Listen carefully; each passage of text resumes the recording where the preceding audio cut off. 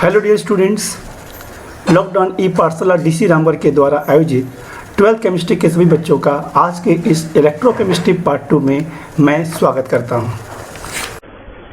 Previous electrochemistry के class part 1 में हमने जस्ट इंट्रोड्यूस किया था कि इलेक्ट्रोकेमिस्ट्री क्या है और इलेक्ट्रोकेमिस्ट्री का इम्पोर्टेंस क्या है।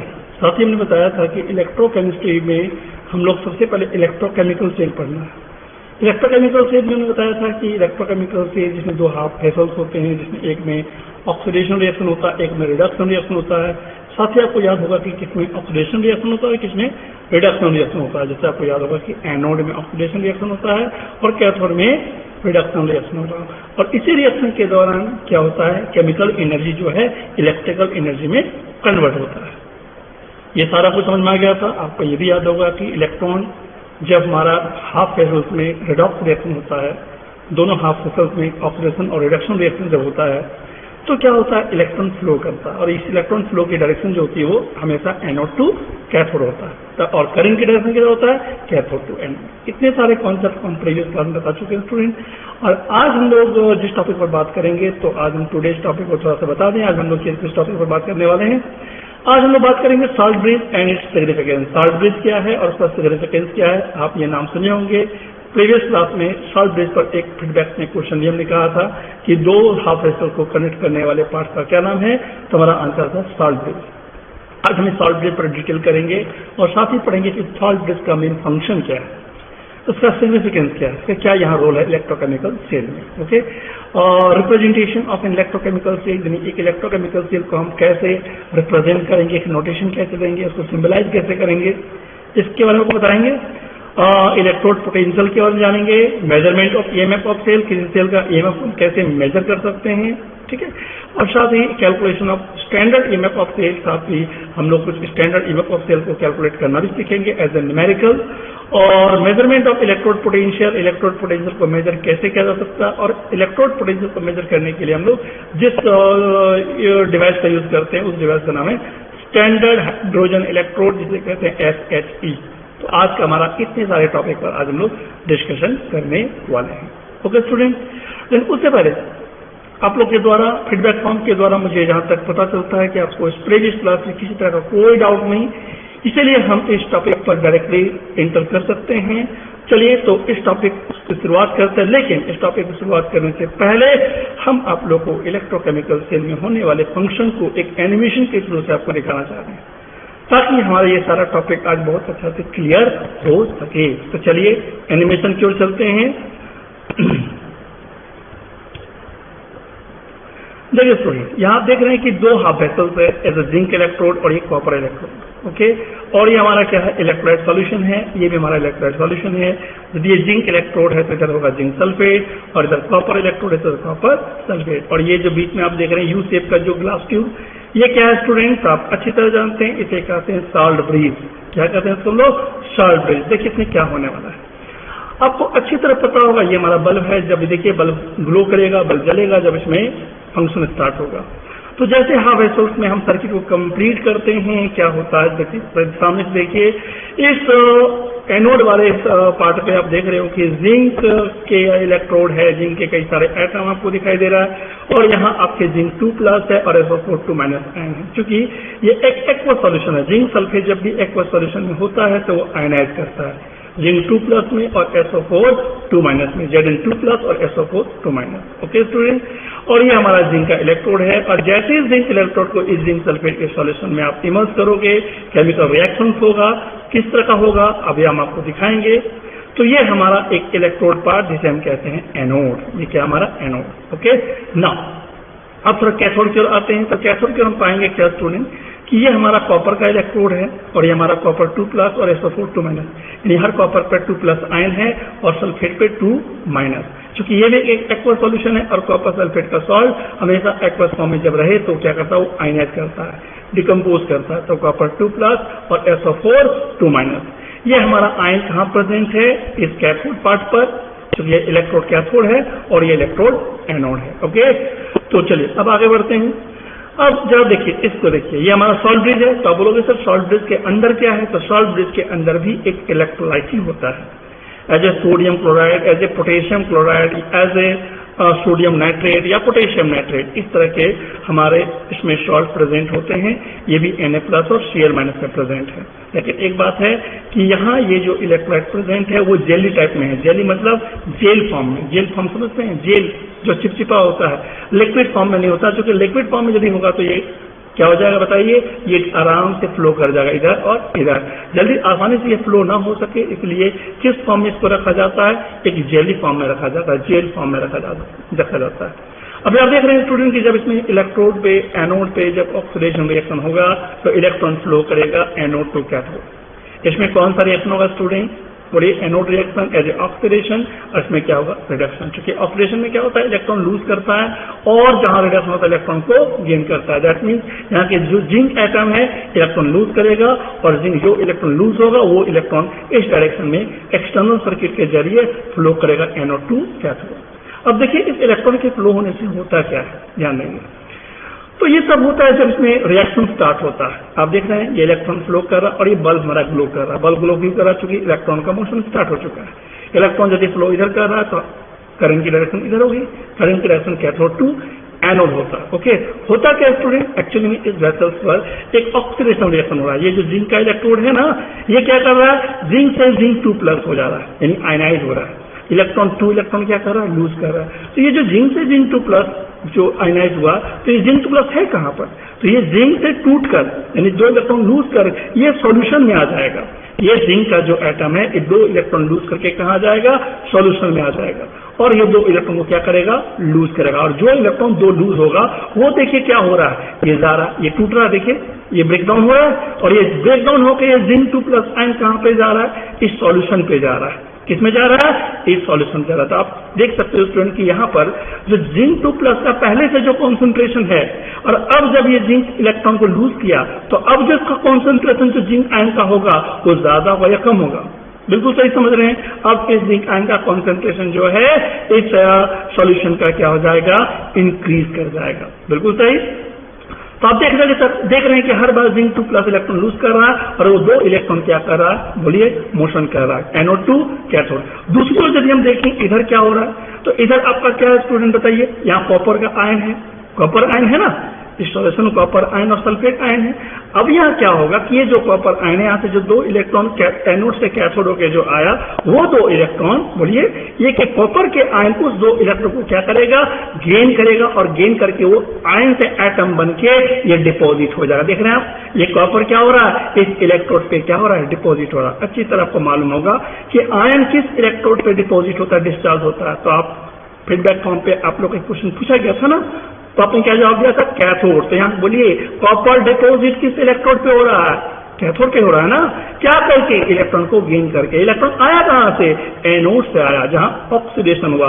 और यहाँ क्या हो रहा है स्टूडेंट बताइए, तो यहाँ हो रहा है रिडक्शन। तो एक तरफ हो रहा है ऑक्सीडेशन रिएक्शन और एक तरफ हो रहा है क्या, रिडक्शन। यहाँ से जिंक आयन का कॉन्सेंट्रेशन बढ़ रहा है और दूसरी तरफ क्या हो रहा है, बोलिए यहाँ पर कॉपर आयन का कॉन्सेंट्रेशन घट रहा है। इसका मतलब ये हुआ कि एक तरफ का वेसल जिसमें जिंक है वहां जिंक आयन का कॉन्सेंट्रेशन बढ़ रहा है, और एक तरफ जो हमारा कॉपर सल्फेट में जो कॉपर आयन है उसका कॉन्सेंट्रेशन क्या हो रहा है, घट रहा है। बोलिए क्यों घट रहा है, क्योंकि वो कॉपर आयन जो है इस सल्फेट आयन क्या कर रहा है उसको, सॉरी ये कॉपर आयन जो है ये इलेक्ट्रॉन को क्या कर रहा है, जो इलेक्ट्रॉन एनोड से कैथोड की ओर आ रहा है वो इलेक्ट्रॉन को गेन करके ये कॉपर क्या हो रहा है, इस इलेक्ट्रोड पे क्या हो रहा है, डिपोजिट हो रहा है। तो इससे ये पता चल रहा है कि एक हाफ सेल पर यानी कि जिंक पॉलीसल्फेट के हाफ सेल पर यानी एनोड के हाफ वेसल्स पर हमारा ऑक्सीडेशन के कारण जिंक आयन का कॉन्सेंट्रेशन बढ़ रहा है, और दूसरी तरफ आप देख रहे हो क्या, आप देख रहे हो इसमें कॉपर आयन का कॉन्सेंट्रेशन घट रहा है। तो पहले कॉपर और सल्फेट बराबर संख्या में था,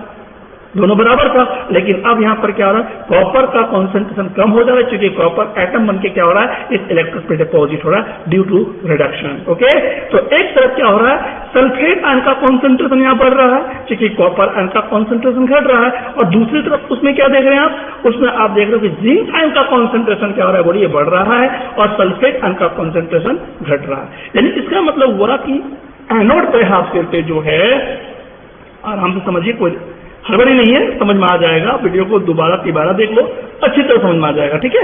तो हम क्या बोल रहे थे, एक तरफ जिंक आयन का कॉन्सेंट्रेशन बढ़ रहा है as compare to sulphate ion, और एक तरफ क्या हो रहा है स्टूडेंट, कॉपर आयन का कॉन्सेंट्रेशन घट रहा है as compare to sulphate ion. तो एक तरफ पॉजिटिव चार्ज राइज कर रहा है किधर, एनोड की तरफ, और एक तरफ नेगेटिव चार्ज राइज कर रहा है। होगा स्टूडेंट, तो इससे एक समस्या उत्पन्न होगी। बताऊंगा उस समस्या को, ये समस्या क्या है, ताकि आपको उस वक्त समझ में आएगा कि ये सॉल्ट ब्रिज का मेन फंक्शन यहाँ पर क्या है। तो हम यहाँ देख रहे हैं कि यहाँ आपका रिडक्शन रिएक्शन हो रहा है और कॉपर जो है इलेक्ट्रॉन गेन करके इस इलेक्ट्रोड पर डिपॉजिट होता जा रहा है, जिसके कारण सल्फेट आयन का कॉन्सेंट्रेशन यहाँ बढ़ रहा है और कॉपर आयन का कॉन्सेंट्रेशन क्या हो रहा है स्टूडेंट, घट रहा है। आप देख लो ध्यान से, यहाँ पे कुछ निकलता हुआ दिख रहा है आपको, ये क्या निकल रहा है स्टूडेंट, पता है ना, देखिए यहाँ पर क्या ग्रीन ग्रीन, और ये जो कलर, ये पोटेशियम क्लोराइड का सॉल्ट ब्रिज का इलेक्ट्रोलाइट है। पोटेशियम क्लोराइड का क्या है, इलेक्ट्रोलाइट है जो हमारे सॉल्ट ब्रिज में प्रेजेंट होते हैं। तो जरा ध्यान देंगे, तो ये जो आपके जो इस कलर के जो आपके जो दिखाई दे रहा है जो एटम के फॉर्म में, एक्चुअली में ये क्या है, ये क्लोराइड है और ये पोटेशियम आयन है। ये क्लोराइड है एज ए ग्रीन पार्टिकल और ये क्या है बोलिए, ये हमारा पोटेशियम आयन है। तो पोटेशियम आयन डिपोजिट हो रहा है, फ्लो कर जा रहा है किधर, सॉल्यूशन में। अब आप बोलोगे क्यों सर, क्योंकि इलेक्ट्रिकल न्यूट्रलिटी बनाए रखना है बहुत जरूरी है। सॉल्यूशन की इलेक्ट्रिकल न्यूट्रलिटी नहीं बनेगा तो फिर ये इसका काम करना बंद हो जाएगा। यानी इलेक्ट्रॉन जो फ्लो कर रहा था एनोड से कैथोड की ओर, वो फ्लो करना बंद हो जाएगा। कब, जब इसमें नेगेटिव आयन का कॉन्सेंट्रेशन बढ़ जाएगा और उसमें किसमें, एनोड पे पॉजिटिव आयन का कॉन्सेंट्रेशन बढ़ जाएगा। तो इससे क्या होगा, इस प्रॉब्लम के सॉल्यूशन के लिए यहां से बताइए क्या निकल रहा है, पोटेशियम आयन। तो बताओ पोटेशियम आयन निकल के क्या हो रहा है, इस पॉजिटिव चार्ज के कॉन्सेंट्रेशन को क्या कर रहा है, कॉन्सेंट्रेशन को, यानी कि इस इलेक्ट्रिकल नेचर की न्यूट्रलिटी को क्या करना चाह रहा है, बनाए रखना चाह रहा है। अभी हम आपको बताने वाले हैं कि ऐसा सॉल्ट ब्रिज में ऐसा क्यों होता है और ये निकलकर आखिर इलेक्ट्रिकल न्यूट्रलिटी की जरूरत क्यों पड़ती है। आखिर इधर का नेगेटिव आयन का कॉन्सेंट्रेशन बढ़ जाने से और उधर पॉजिटिव आयन का कॉन्सेंट्रेशन बढ़ जाने से ये सेल काम करना बंद क्यों कर देता है, हम भी टोटली डिटेल में बताने वाले हैं, डोंट वरी। चलिए, तो यहाँ पे हमारा पोटेशियम क्यों निकला, क्योंकि पोटेशियम आयन निकल कर क्या हो रहा है, इस सॉल्यूशन की इलेक्ट्रिकल न्यूट्रलिटी को क्या करना चाह रहा है, बनाए रखना चाह रहा है। तो एक तरफ आप देख रहे हो कि पोटेशियम आयन जो है माइग्रेट हो रहा है सॉल्यूशन में, आप लोग दूसरी तरफ क्या होगा, आप देख रहे हैं दूसरी तरफ क्या आ रहा है बताइए, जब यहाँ का कॉन्सेंट्रेशन बहुत ज्यादा हो जाएगा, जब ये इलेक्ट्रिकल न्यूट्रलिटी अनबैलेंस हो जाएगा तो यहां से क्या निकलना शुरू होगा स्टूडेंट, सॉल्ट ब्रिज से हमारा फ्लो होना शुरू हो जाएगा, क्या, क्लोराइड आयन। बोले क्लोराइड आयन क्यों निकलना शुरू कर दिया, ताकि यहाँ के पॉजिटिव आयन को ये क्या कर सके, न्यूट्रलाइज कर सके, बैलेंस कर सके। ओके, अब मैं बताने जा रहा हूं कि यहाँ पर प्रॉब्लम क्या होता है जब यहाँ का कैटायन यानी पॉजिटिव आयन का कॉन्सेंट्रेशन बढ़ जाए।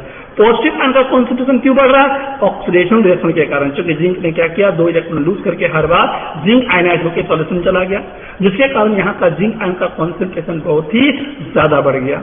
अब जरा ध्यान दीजिए, यदि यहाँ जिंक आयन का कॉन्सेंट्रेशन बहुत ही ज्यादा बढ़ जाएगा, समझ रहे हैं, और इलेक्ट्रॉन लूज करना शुरू हो जाएगा, तो बताइए हम नेगेटिव चार्ज कम और पॉजिटिव चार्ज ज्यादा हो जाएगा।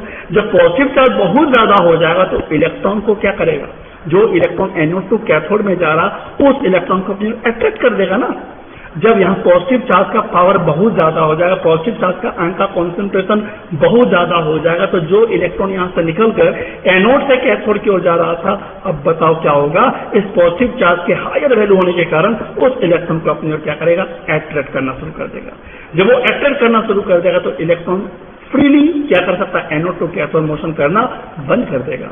और जब इलेक्ट्रॉन का फ्लो होना बंद कर देगा तो बताइए करंट क्या फ्लो होगा, क्या सेल अपना काम कर पाएगा, हरगिज नहीं। तो क्या इस प्रॉब्लम का सॉल्यूशन क्या है, इस प्रॉब्लम का सॉल्यूशन है सॉल्ट ब्रिज यूज करो।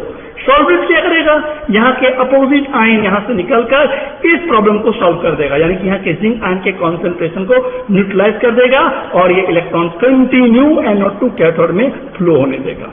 दूसरी तरफ क्या हो रहा है, दूसरी तरफ हम देख रहे हैं किधर, बोले कैथोड की ओर। कैथोड की तरफ हमारा पोटेशियम आयन माइग्रेट कर रहा था। अब जरा बताओ दूसरी तरफ हमारा क्या हो रहा है, दूसरी तरफ हमारा सल्फेट आयन का कॉन्सेंट्रेशन बढ़ रहा था, क्योंकि कॉपर आयन इलेक्ट्रॉन को गेन करके डिपोजिट हो रहा था कैथोड पर, जिसके कारण क्या हो रहा है, कॉपर आयन का कॉन्सेंट्रेशन कम और सल्फेट आयन का कॉन्सेंट्रेशन ज्यादा। अब जरा सोचो, यदि हमारे कैथोड की तरफ, जस्ट अ मिनट, हाँ, यदि यहाँ पर आपका सल्फेट आयन का कॉन्सेंट्रेशन बहुत ही ज्यादा हो जाए, बताइए बहुत ही ज्यादा हो जाए, नेगेटिव चार्ज का पावर पोटेंशियल बहुत ही ज्यादा हो जाए, तो आने वाला इलेक्ट्रॉन को क्या इधर ये आने देगा? क्योंकि इलेक्ट्रॉन नेगेटिव चार्ज इलेक्ट्रॉन को अट्रैक्ट करेगा कि रिपल करेगा? रिपल करेगा ना। तो यहाँ हायर कॉन्सेंट्रेशन सल्फेट आयन होने के कारण, हायर कॉन्सेंट्रेशन क्यों हुआ? क्योंकि जो हमारा कॉपर सल्फेट के जो कॉपर आयन है इलेक्ट्रॉन को गेन करके यहाँ क्या हो चुका है बताइए? डिपॉजिट हो चुका है। अब इसमें कॉन्सेंट्रेशन किसकी ज्यादा हो गई है? किसकी क्वांटिटी ज्यादा हो गई? सल्फेट आयन का। तो यहाँ नेगेटिव चार्ज का पोटेंशियल बहुत ही ज्यादा हो चुका है। जब यहाँ नेगेटिव चार्ज का पोटेंशियल बहुत ही ज्यादा हो चुका है, इस आने वाले इलेक्ट्रॉन को क्या करेगा? रिपल करेगा। और इस रिपल्सन के करने के कारण इलेक्ट्रॉन को फ्लो होने नहीं देगा। तो बताइए सेल वर्क करेगा? तो इस प्रॉब्लम के सॉल्यूशन के लिए सॉल्ट ब्रिज यूज किया गया है। सॉल्ट ब्रिज में क्या होगा? एक जेली टाइप का है ये, और आसानी से धीरे धीरे क्या होगा? यहाँ पर पोटेशियम आयन यहाँ से निकलना शुरू होगा। और पोटेशियम आयन क्या करेगा बताइए? इस सल्फेट आयन के, हायर सल्फेट आयन के कॉन्सेंट्रेशन को क्या कर देगा? न्यूट्रलाइज कर देगा। यानी ओवरऑल कहा जाए तो सॉल्ट ब्रिज का मेन फंक्शन है इलेक्ट्रिकल न्यूट्रलिटी को बनाए रखना। इलेक्ट्रोलाइट के दोनों सेल की तरफ इलेक्ट्रिकल न्यूट्रलिटी को बनाए रखना, ताकि सेल प्रॉपरली वर्क कर सके। समझ में आया स्टूडेंट? तो उम्मीद है आपको इस एनिमेशन के थ्रू हम आपको समझा चुके हैं कि यहाँ पर किस किस तरह से ये फंक्शन होता है, एनोड रिएक्शन कैसे होता है और कैथोड रिएक्शन कैसे होता है। आप देख सकते हैं न्यूक्लियस कैसे कैसे हो रहा है। जिंक आयन का कॉन्सेंट्रेशन बढ़ता जा रहा है, उसी रेट से हमारा क्लोराइड आयन भी निकलता जा रहा है। इसके कारण इसकी इलेक्ट्रिकल न्यूट्रलिटी हमेशा बनी रहेगी। ओवरऑल यदि इसका रिएक्शन लिखा जाए तो कैसे लिखेंगे? तो इसमें ये हमारा एनोड रिएक्शन है, जिंक से जिंक 2+2 इलेक्ट्रॉन लूज, और ये हमारा कैथोड रिएक्शन है, copper 2+2 electron gain to form copper, और ये हमारा वो ओवरऑल रिएक्शन। उम्मीद है आपको ये आपका जो एनिमेशन के थ्रू से हमने जो फंक्शन समझाया वो बहुत अच्छी तरीके से आप समझ गए होंगे। चलिए अब हम लोग आगे बढ़ते हैं नेक्स्ट टॉपिक की ओर। ओके स्टूडेंट, चलिए अब आते हैं टॉपिक की ओर, स्टार्ट करते हैं। देखिए हम बताने जा रहे हैं सॉल्ट ब्रिज और सॉल्ट ब्रिज के सिग्निफिकेंस। अब आपको उम्मीद है कि आपको सारा टॉपिक अब आपको बहुत ही अच्छा से और बहुत ही आसानी से आपको समझ में आ जाएगा, यदि हम आपको ये फंक्शन बहुत अच्छा से समझा पाए होंगे तो चलिए देखते हैं। ये हमारा इलेक्ट्रोकेमिकल सेल है, देख रहे हैं। हमारा टॉपिक है salt bridge and its significance. देखिए सॉल्ट ब्रिज एक यू शेप का ग्लास ट्यूब है जिसमें फिल्ड है जेली लाइक का सब्सटेंस। जेली क्यों होता है? जेली या अगर अगर भी बोलते हैं, जैसे प्लांट जेल, प्लांट जेल को बोलते हैं अगर अगर solution. Mixed with an electrolyte, जिसमें एक मिक्स्ड है इलेक्ट्रोलाइट, पोटेशियम क्लोराइड या पोटेशियम नाइट्रेट या अमोनियम नाइट्रेट। ओके, तो यहाँ क्या फील्ड है स्टूडेंट? इलेक्ट्रोलाइट। इसमें प्लगिंग किया रहता है, कॉटन से प्लगिंग, कॉटन तो रुई, रुई से क्या किया रहता है? दोनों एंड क्या रहता है? प्लगिंग किया रहता है। प्लग उसको सील किया रहता है, क्या चीज से? कॉटन प्लग से, ताकि यहाँ का इलेक्ट्रोलाइट आसानी से मतलब स्मूथली फ्लो ना हो जाए, स्लोली फ्लो, ओके, डिफ्यूज हो। तो सॉल्ट ब्रिज यू शेप का ग्लास ट्यूब है जिसमें फिल्ड है हमारा क्या? जेली लाइक का अगर अगर या plant gel mix with an electrolyte as a potassium chloride, as a potassium nitrate, और या कह सकते हैं अमोनियम नाइट्रेट एक्सेट्रा। ओके, चलिए now second point, the electrolyte of the two half cell should be inert and should not react chemically with each other. मतलब electrolyte के जो दो हाफ सेल है वो इनर्ट रहे और वो आपस में कभी रिएक्ट ना करे। This is the function of salt bridge. Third point, the cation as well as anion of the electrolyte should have same ionic mobility and almost same transport number। क्या मेरा कहने का मतलब हुआ कि सॉल्ट ब्रिज में केटायन और anion का जो मूवमेंट है वो दोनों की मूवमेंट एक जैसी है, दोनों की मोबिलिटी एक जैसी। जितना वो फ्रीली मोशन केटायन कर सकता है उतना ही फ्रीली मोशन एनायन भी कर सकता है। इनका ट्रांसपोर्ट नंबर मतलब कोऑर्डिनेट टाइम में जितने केटायन एनायन मूव कर सकता है इस वेसल पर उतना ही इस वेसल पर। ठीक है student, now fourth point, the following are the function of the salt bridge. अब बात करते हैं इस सॉल्ट ब्रिज का मेन फंक्शन क्या है। Number one, it connects the solution of two half cell and complete the cell circuit. सबसे पहले इस सेल सर्किट को कंप्लीट करने का काम करता है ये हमारा सॉल्ट ब्रिज। सॉल्यूशन को कनेक्ट करने का काम करता है और सर्किट को कंप्लीट करने का काम करता है हमारा salt bridge. Okay, now second function, it prevents transference or diffusion of the solution from one half cell to the other। मतलब इस इलेक्ट्रोलाइट का सॉल्यूशन इधर डिफ्यूज ना हो, इस डिफ्यूज को रोकने का काम करता है हमारा कौन? Salt bridge. Now it keeps the solution of two half cell electrically neutral. This is the main function, जब बताया था। यदि सॉल्ट ब्रिज का कोई फंक्शन पूछे तो आप इसी पॉइंट को बोलोगे, क्या? It keeps the solution of two half cell electrically neutral. मतलब इसका मेन फंक्शन है कि इस इलेक्ट्रोलाइट में जो कॉन्सेंट्रेशन ज्यादा हो जा रहा था जिंक आयन का और इसमें हो रहा था सल्फेट आयन का, इसकी इलेक्ट्रिकली न्यूट्रलिटी बनाए रखने का काम कौन करता है? बोलिए, सॉल्ट ब्रिज। जब इसकी कॉन्सेंट्रेशन बढ़ जाती है तब इसका काम शुरू हो जाता है। यहाँ से यदि जिंक प्लस आयन का कॉन्सेंट्रेशन बढ़ जाता था तो बताइए इधर से क्या डिफ्यूज हो जाता है, तो इधर इस सॉल्ट ब्रिज के थ्रू से डिफ्यूज हो रहा था हमारा क्लोराइड आयन और इधर से डिफ्यूज हो रहा था हमारा क्या बोलिए पोटेशियम आयन, ताकि इसके इलेक्ट्रिकल न्यूट्रलिटी को बनाए रखे और इलेक्ट्रॉन कंटिन्यू NO2 कैथोड की तरफ फ्लो कर सके। Okay, now it prevents liquid junction potential, the potential difference which arises between two solutions when they contact with each other। कहने का मतलब जब इसमें चार्ज का पोटेंशियल मतलब उसमें क्या बोलते हैं लिक्विड जंक्शन पोटेंशियल का मतलब हुआ कि potential difference arising between the to solution, मतलब ये जो दो सॉल्यूशन जो पॉजिटिव चार्ज बढ़ गया इसमें नेगेटिव चार्ज बढ़ गया तो पोटेंशियल तो काफी ज्यादा बढ़ गया, लिक्विड जंक्शन पोटेंशियल से बोलते हैं। तो क्या हो रहा है ना कि two solution when they contact with each other, जब दोनों से के क्या हो कांटेक्ट हो तो इस पोटेंशियल डिफरेंस को बोलिए कंट्रोल करने का काम, रोकने का काम कौन करता है? Salt bridge. इस पोटेंशियल डिफरेंस को रोकने का काम कौन करता है स्टूडेंट? Salt bridge. तो ओवरऑल आप एक फंक्शन आप बोलोगे तो भी चलेगा कि सॉल्ट ब्रिज का मेन फंक्शन है क्या? बोलिए इलेक्ट्रिकल न्यूट्रलिटी को बनाए रखना दोनों हाफ वेसल्स पर, दोनों वेसल्स पर।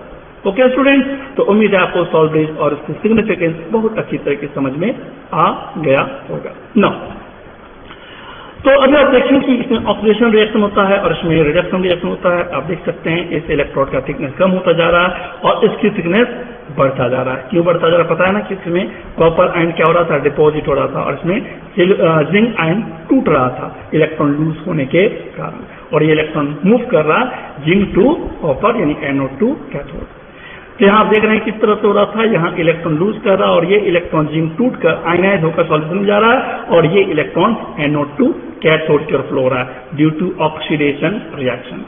दूसरी तरफ क्या हो रहा है? ये इलेक्ट्रॉन जो आया कहां से? एनोड से कैथोड की ओर, और ये इलेक्ट्रॉन जो दो इलेक्ट्रॉन है कॉपर आयन उसको क्या करता है? बोलिए गेन करता है और कॉपर आयन से कॉपर एटम रेड्यूस होकर डिपॉजिट हो जाता है, जिसके कारण की थिकनेस क्या हो रही है? धीरे धीरे बढ़ती जा रही है। यानी एक तरफ एनोड की थिकनेस कम होती जा रही है और दूसरी तरफ कैथोड की थिकनेस बढ़ती जा रही है। यही ना हो रहा है student? Due to reduction copper 2 plus 2 electron to form copper, और ये कॉपर कहां डिपॉजिट हो रहा है? इस कैथोड के इलेक्ट्रोड पर। चलिए आगे देखते हैं नाउ। तो ओवरऑल हमें लगता है कि इसका ओवरऑल रिएक्शन हमारा ये होगा। अभी हमने थोड़ी देर पहले दिखाया था zinc copper 2 plus to form zinc 2 plus copper. Zinc किस फॉर्म में है? सॉलिड फॉर्म में है ना, और कॉपर 2 प्लस क्या है? एक्वस सॉल्यूशन के फॉर्म में। कहां पर? यहाँ। ये जिंक इस इलेक्ट्रोड का रिप्रेजेंटेशन है, कॉपर 2 प्लस आयन इस इलेक्ट्रोड सॉल्यूशन का रिप्रेजेंटेशन है। ये जिंक 2 प्लस एक्वस यहाँ आयन का कॉन्सेंट्रेशन इस जिंक 2 प्लस इस सॉल्यूशन में प्रेजेंस का रिप्रेजेंटेशन है और एक कॉपर इस इलेक्ट्रोड का रिप्रेजेंटेशन है। तो ये हमारा ओवरऑल रिएक्शन जिंक से जिंक 2 प्लस और कॉपर 2 प्लस से कॉपर। यहाँ जिंक का हो रहा है ऑक्सीडेशन और कॉपर का हो रहा है रिडक्शन। हाफ सेल में कैसे देखेंगे? हाफ रिएक्शन में जिंक से zinc 2 plus with lose of 2 electron और copper 2 plus to copper with gain of 2 electron. Okay student, now अब बात करते हैं कि कोई भी इलेक्ट्रोकेमिकल सेल को हम रिप्रेजेंट कैसे करते हैं, मतलब एक सिंबलाइज में एक नोटेशन कैसे देते हैं, उसको रिप्रेजेंट करने का तरीका कैसा होता है। चलिए दिखाते हैं आपको। तो इतना तो समझ में आ गया कि जो भी ऑक्सीडेशन रिएक्शन होता है वो लेफ्ट साइड और जो रिडक्शन होता है वो राइट साइड। इतना क्लियर है? लेफ्ट वाला हमारा जो होता है वो एनोड और राइट वाला जो होता है हमारा कैथोड। ये स्टैंडर्ड रिप्रेजेंटेशन है। तो the cell may be written as arranging each of the pair left right anode cathode oxidation reduction negative and positive। ये कहा जा सकता है कि मतलब लेफ्ट राइट का मतलब हुआ लेफ्ट राइट मतलब हुआ क्या? एनोड कैथोड नेगेटिव पोल है पॉजिटिव पोल। ओके ना? और बोल सकते हैं क्या अल्फाबेटिकल ऑर्डर एज कैसे? देखिए जिंक से जिंक 2 प्लस और कॉपर 2 प्लस से कॉपर। ये जो हाफ सेल का रिएक्शन है जिसका ऑक्सीडेशन ये लेफ्ट और ये राइट, इसका मतलब जिंक से zinc 2 plus this the cell representation, यानी इलेक्ट्रोकेमिकल सेल को रिप्रेजेंट हम ऐसे करते हैं। ये बीच में दो वर्टिकल लाइन क्या दिख रहा है आपको? ये दो वर्टिकल लाइन सॉल्ट ब्रिज को रिप्रेजेंट करता है। ये दो वर्टिकल लाइन क्या रिप्रेजेंट करता है? सॉल्ट ब्रिज को, जिसका हाफ सेल ऑक्सीडेशन रिएक्शन और इसका half cell reduction. Half cell में क्या हो रहा है? जिंक से जिंक 2 प्लस हो रहा है और दूसरे हाफ सेल यानी कि राइट साइड में क्या हो रहा है? कॉपर 2 प्लस से कॉपर हो रहा है। ये सॉल्यूशन ये जिंक इलेक्ट्रोड आयनाइज होकर सॉल्यूशन में जा रहा है और ये कॉपर 2 प्लस आयन जो सॉल्यूशन में है वो बोलिए रेड्यूस होकर इलेक्ट्रोड पे जा रहा है। तो ये जो हमारा सेल का रिप्रेजेंटेशन, ये हाफ सेल का रिएक्शन हमारा एनोड का है और ये हाफ सेल का हमारा रिएक्शन कैथोड का है। और दो वर्टिकल लाइन आप जो देख रहे हैं वो रिप्रेजेंट किसका है? सॉल्ट ब्रिज का है। आप इसको ऐसे लिख सकते हैं M solid, M as a metal है ना, M1 और यहाँ M1 से M प्लस, यहाँ N प्लस होगा with lose of electron as aqueous form. This is the salt bridge represent M2 as a second metal, second electrode, है ना, reduction half cell, oxidation half cell, anode, cathode. तो इस तरह से. और यहाँ इलेक्ट्रॉन आप दिखा रहे हैं, ये electron travel from, flowing from anode to cathode. तो ये था हमारा सेल का रिप्रेजेंटेशन. तो ये सेल का रिप्रेजेंटेशन ऐसे देखते हैं. ये रिप्रेजेंटेशन आपको बहुत काम आएगा, इसलिए इसको याद रखेंगे. ओके, इस सेल रिप्रेजेंटेशन से देखने से पता चलेगा कि कौन इलेक्ट्रोड कैथोड है, कौन इलेक्ट्रॉन एनोड है, किसका हो रहा है ऑक्सीडेशन और किसका हो रहा है रिडक्शन. ओके ना, चलिए आगे बढ़ते हैं. या तो इसको ऐसे दिखा सकते हैं, left anode oxidation negative, bridge method bridge. दूसरी तरफ right side cathode reduction positive, positive pole, और यहाँ हमारा negative pole, negative and positive in the alphabetical order. Okay student, तो उम्मीद है आपको ये सेल का रिप्रेजेंटेशन बहुत अच्छा समझ में आ गया होगा ना. तो ये हमारा सेल का रिप्रेजेंटेशन जो आप देख रहे हैं ना. अब बात करते हैं what do you mean by electrode potential. किसी भी इलेक्ट्रोड का अपना एक एबिलिटी होता है, टेंडेंसी होता है इलेक्ट्रॉन लूज करने का और गेन करने का. इसी एबिलिटी को कहते हैं उस इलेक्ट्रोड का पोटेंशियल. जैसे ये इलेक्ट्रोड क्या कर रहा है, जिंक से जिंक 2 प्लस दे रहा है, और ये इलेक्ट्रोड क्या कर रहा है, यहाँ के कॉपर आयन को डिपॉजिट कर रहा है, डिपॉजिट हो रहा है, यानी इलेक्ट्रॉन गेन करने का काम कर रहा है. तो जिस एबिलिटी से इलेक्ट्रॉन को लूज करे या गेन करे, यही एबिलिटी उस इलेक्ट्रोड क्या कहलाता है, electrode potential. When an electrode is in contact with the solution. ये कब होता है, जब इलेक्ट्रोड सॉल्यूशन के कांटेक्ट में रहे. पहले नहीं होता था. जब ये सॉल्यूशन के संपर्क में होगा तभी इसका केमिकल चेंज होगा. जब इसको सॉल्यूशन डुबाएंगे तभी उसमें केमिकल रिएक्शन स्टार्ट होगा. तो when an electrode is in contact with the solution of its ion, जिसमें ion present है in a half shell, it has a tendency to loss or gain क्या electron, which is known as electrode potential. इसे electron के loss और gain करने की यह tendency कहलाता है किसी इलेक्ट्रोड का इलेक्ट्रोड पोटेंशियल. इलेक्ट्रोड पोटेंशियल का कुछ तो यूनिट तो होना चाहिए. बिल्कुल, वोल्ट पोटेंशियल का यूनिट आप जानते हैं, वोल्ट. तो हर इलेक्ट्रोड का अपना एक पोटेंशियल वैल्यू होता है. आगे हम लोग सीखेंगे कि हम इलेक्ट्रोड का पोटेंशियल को कैसे मेजर कर सकते हैं, और फिर इलेक्ट्रोड पोटेंशियल के मेजर से हम ये जान पाएंगे कि कौन एनोड होगा और कौन कैथोड होगा. एक दिमाग में सवाल आप जरूर आना चाहिए कि सर ये जिंक जो है यहाँ ऑक्सीडेशन रिएक्शन शुरू कर रहा है और ये कॉपर जो है वो रिडक्शन, क्यों ऐसा सर, यहाँ उल्टा नहीं हो सकता है. तो ये सारे सवालों का जवाब आगे आपको मिल जाएगा. सारा कॉन्सेप्ट धीरे धीरे क्लियर हो जाएगा. तो इलेक्ट्रोड पोटेंशियल को हम लोग एक्सप्रेस क्या चीज से करते हैं हम लोग, वोल्ट से. क्लियर है. It is an intensive property. Thermodynamics 2 property होता है, इंटेंसिव और एक्सटेंसिव. इंटेंसिव मतलब कितना भी अमाउंट सॉल्यूट इलेक्ट्रोलाइट हो उस पर वो डिपेंड नहीं करता, independent of the amount of species in the reaction. तो ये कैसा property electrode potential, intensive property, जो अमाउंट पर डिपेंड नहीं करता, उसके क्वांटिटी पर डिपेंड नहीं करता जो रिएक्शन में हो रहा है. चलिए, इलेक्ट्रोड पोटेंशियल पर यदि हम और बात करें तो इलेक्ट्रोड पोटेंशियल में 2 तरह की पोटेंशियल होगी. एक इलेक्ट्रॉन लूज करने की टेंडेंसी को ऑक्सीडेशन पोटेंशियल कहेंगे, और एक इलेक्ट्रॉन गेन करने की टेंडेंसी जिसको बोलेंगे reduction potential. The tendency to loss electron in the above case, जो हम लोग ऊपर वाले केस में जो देखे थे, इस टेंडेंसी को हम क्या कहते हैं स्टूडेंट, ऑक्सीडेशन पोटेंशियल.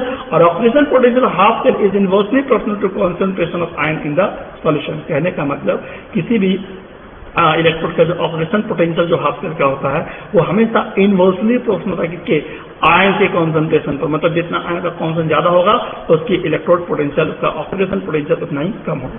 ये बात आगे जाकर क्लियर हो जाएगा. हम इस ऑक्सीडेशन पोटेंशियल को M से Mn प्लस N इलेक्ट्रॉन क्या दिखा रहे हैं, ऑक्सीडेशन. M से Mn प्लस मतलब N इलेक्ट्रॉन लूज किया, और यह ऑक्सीडेशन पोटेंशियल का रिप्रेजेंटेशन है.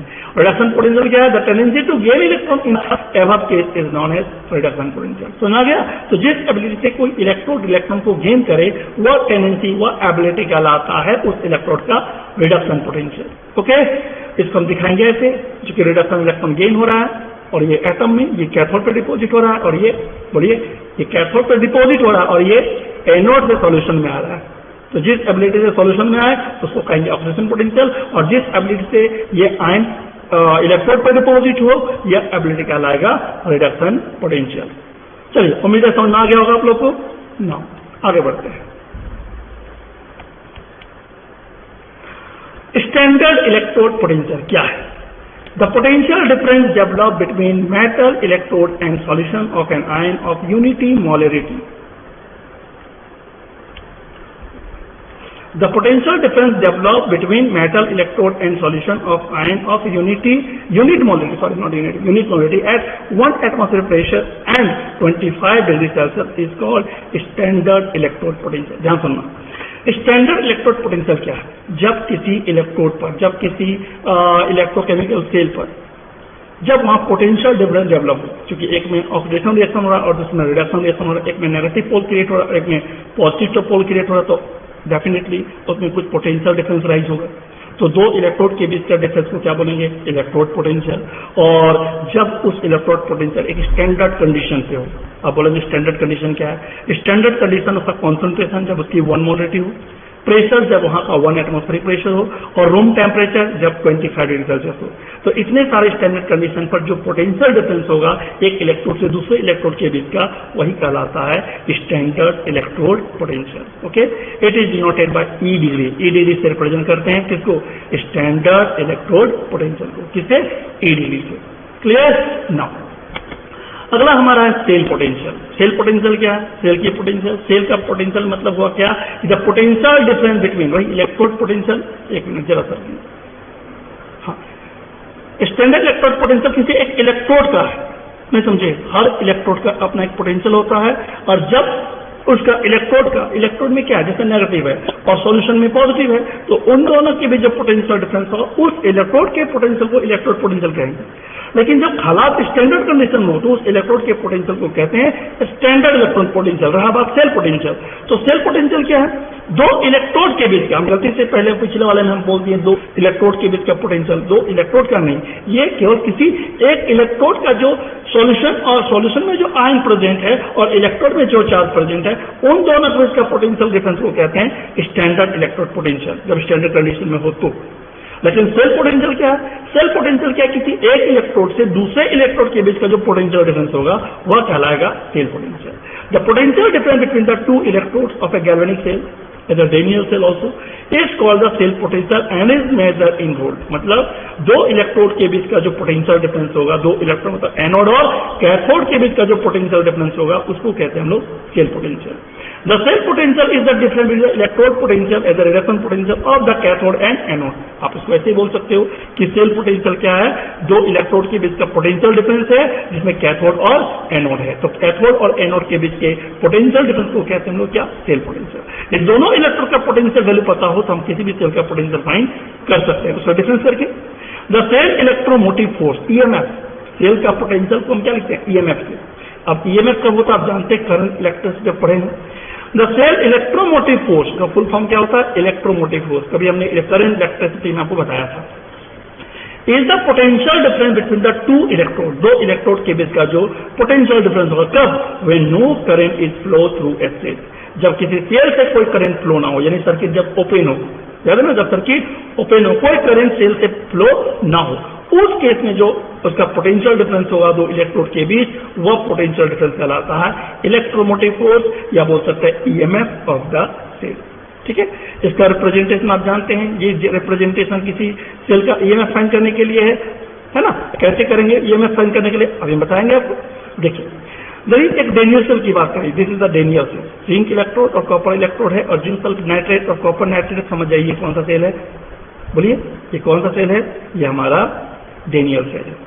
चलिए अब देखिए, ईएमएफ ऑफ द सेल, तो potential of the right hand side, इस सेल का potential, potential of the left hand cell, मतलब इस सेल, इन दोनों के पोटेंशियल, इसका और इसके बीच का जो डिफरेंस होगा वही होगा इस सेल का ईएमएफ। क्या लिखे फिर सुनिए, potential of the right hand half cell, half cell right hand half cell मतलब कैथोड, और minus potential of the left hand half cell, potential of the left hand half cell.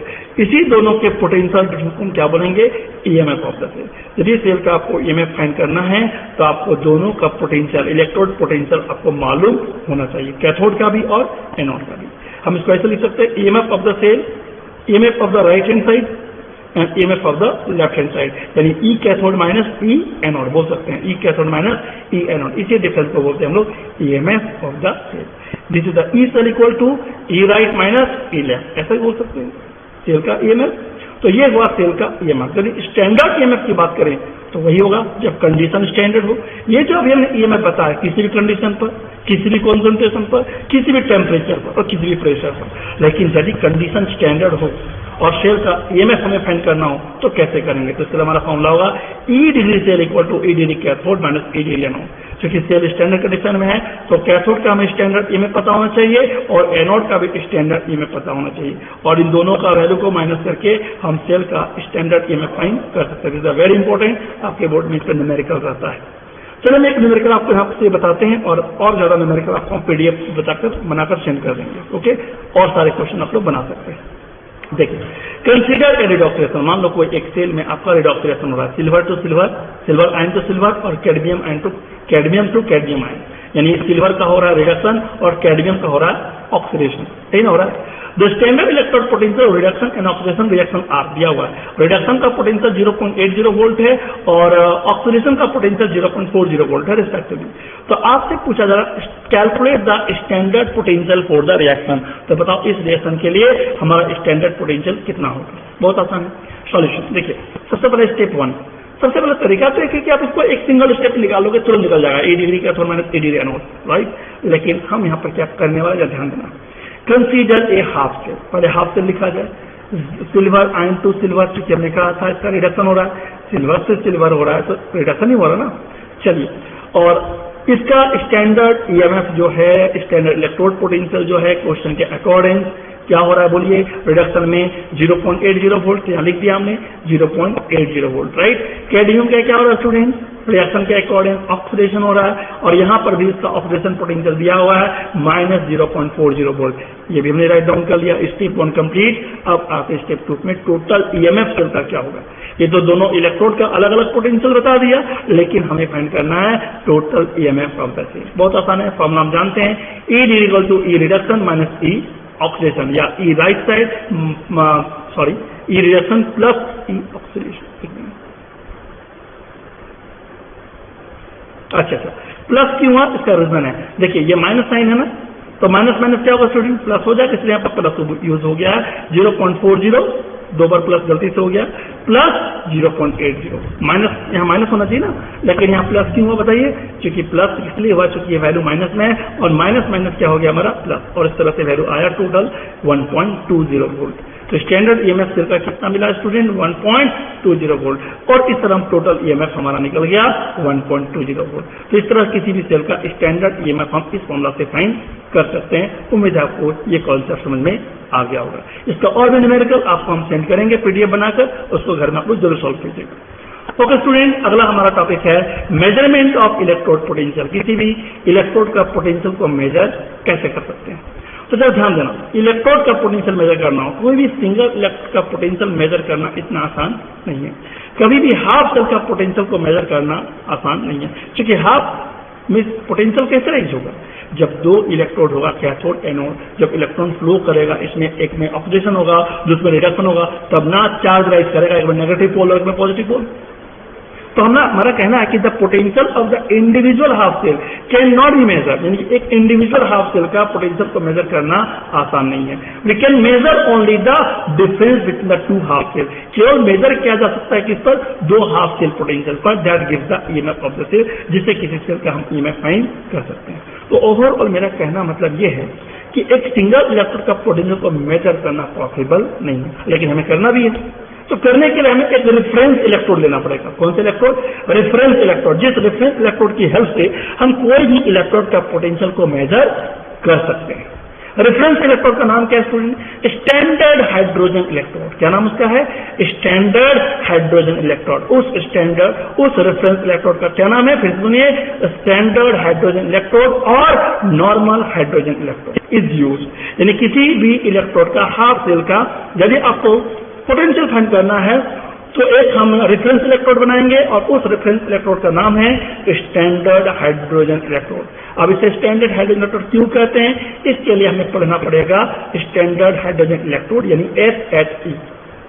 Setting गड़बड़ाया कोई बात नहीं, ये हमारा स्टैंडर्ड हाइड्रोजन इलेक्ट्रोड का device है। जहां एक आप देख रहे हैं ट्यूब दिख रहा है आपको, इधर से पूरी तरह से ये मतलब खुला है और इस ट्यूब में एक प्लेटिनम वायर है। क्या है ये, प्लेटिनम वायर, और एक ग्लास ट्यूब है, ये भी ग्लास है।